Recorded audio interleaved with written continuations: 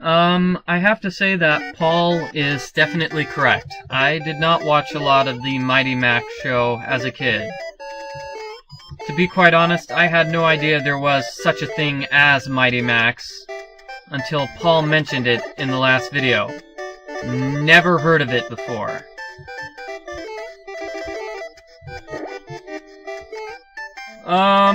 That doesn't mean I haven't watched the Mighty Max show, to be quite honest.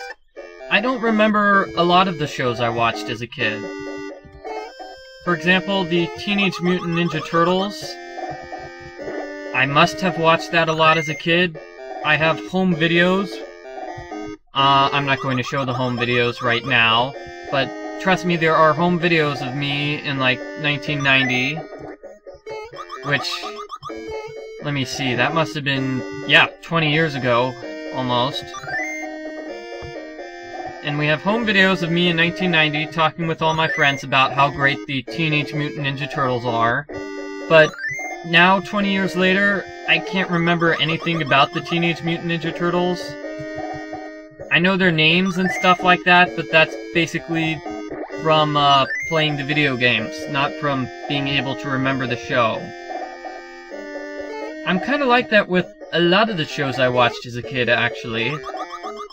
I mean, Darkwing Duck, I watched that a lot as a kid. Can't remember any of the characters in that show.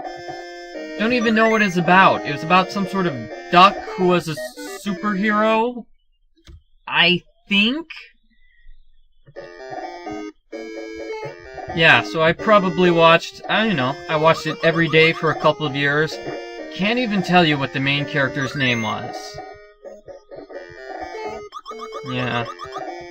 That's odd because, you know, I also watched DuckTales around that time, and I can tell you an awful lot about DuckTales.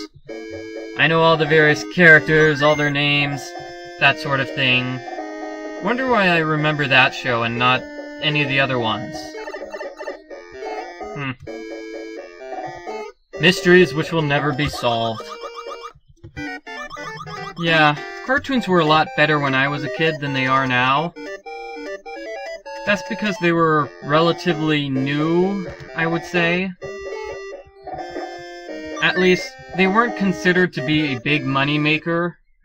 In the late 80s, early 90s, what happened is Disney kind of started the renaissance in television animation with DuckTales, Chip 'n Dale, and other shows like that. Basically, nobody really tried animation before that. They kind of, when they did animation, it was a low-budget process.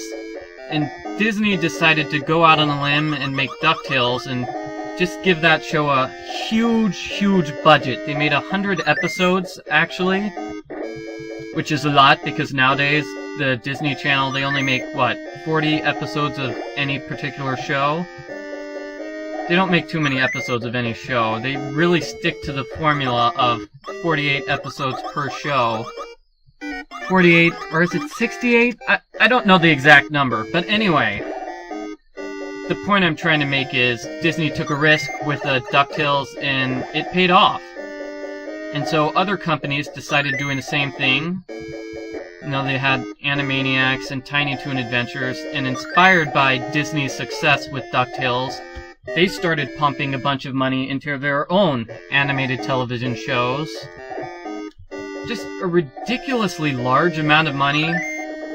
And nowadays networks, the children's television networks, they treat animated shows just like any other show. They don't give it a super big budget. They give it a reasonable budget, the same sort of budget that you would give, say, like a normal sitcom or something like that. But back in those days, those shows were given a very large budget. Much larger than the average sitcom would get. And that's why they had high quality animation and were well written and things like that. They had a much bigger budget value than some of the animation shows nowadays.